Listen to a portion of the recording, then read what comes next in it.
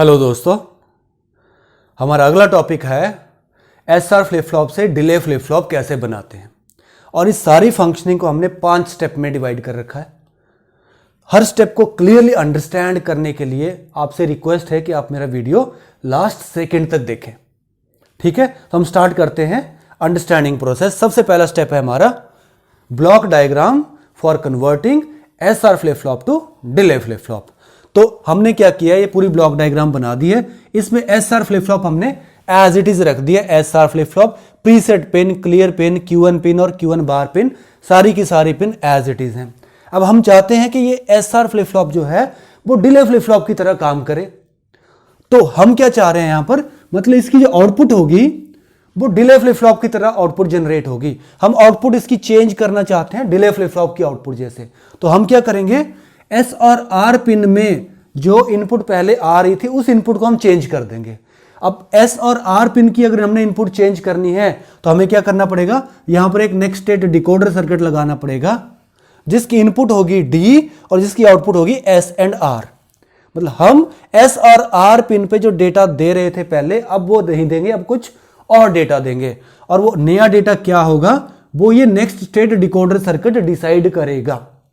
ठीक है जी, सिर्फ एस और आर पिन में जो डेटा दे रहे थे वो चेंज हो रहा है, बाकी कुछ डेटा चेंज नहीं हो रहा। मतलब Q1 बार की पिन पे हम डिस्टर्ब नहीं कर रहे, प्रीसेट पिन और क्लियर पिन को हम डिस्टर्ब नहीं कर रहे, क्लॉक पिन हमने डायरेक्टली यहां से उठाई और बाहर रख दी, उसको भी हम डिस्टर्ब नहीं कर रहे हैं।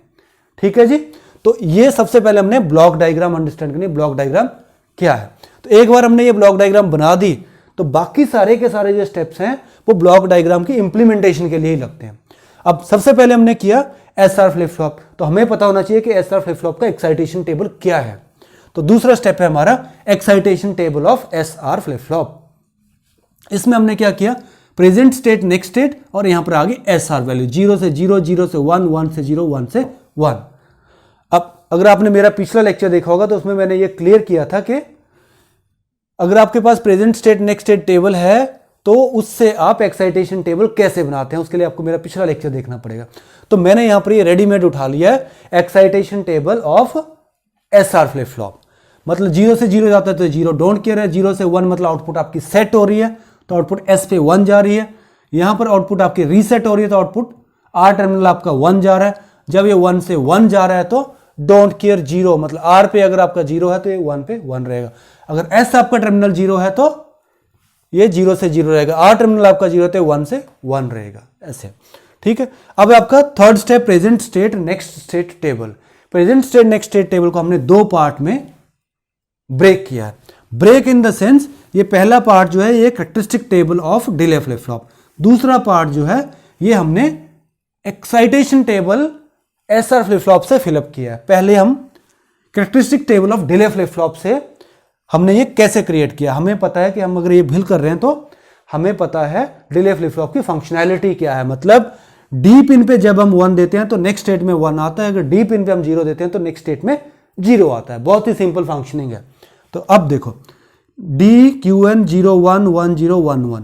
अब अगर डी पिन पे 0 है तो नेक्स्ट में 0 आएगा, डी पिन पे 1 है तो नेक्स्ट में 1 आएगा। ये बहुत ही सिंपल फंक्शनिंग है characteristic table of delay flip flop. अब जब ये 0 से 0 जा रहा है तो 0 से 0 यहां पर है तो क्या आना चाहिए, 0 डोंट केयर, तो हमने यहां पर 0 डोंट केयर रख दिया। जब ये 1 से 0 जा रहा है तो ये केस है, इसमें हम 0 से 1 ले रहे हैं इसको, तो 0 से 1 आ गया। तीसरा केस है 0 से 1, 0 से 1 ये सेकेंड केस, मतलब आउट एस आर आपका 1 0 जा रहा है। ठीक है, जब ये 1 to 1 केस है तो आपका डोंट केयर 0 है तो डोंट केयर 0 आ गया। This complete are present state next state table including next state decoder part, right. अब हमारा चौथा स्टेप आ जाता है के मैप यूज करके हमने एस और आर के एक्सप्रेशन लिखने हैं। बहुत सिंपल है। इस पर्टिकुलर पूरे सेटअप में इनपुट क्या आएगी, आपकी डी इनपुट आएगी और प्रेजेंट स्टेट आपकी इनपुट आएगी। आउटपुट क्या आएगी, एस और आर आपकी आउटपुट आएगी। तो हमने एस और आर के एक्सप्रेशन निकालने हैं। इनपुट क्या होगा, डी और प्रेजेंट स्टेट Q1 होती है।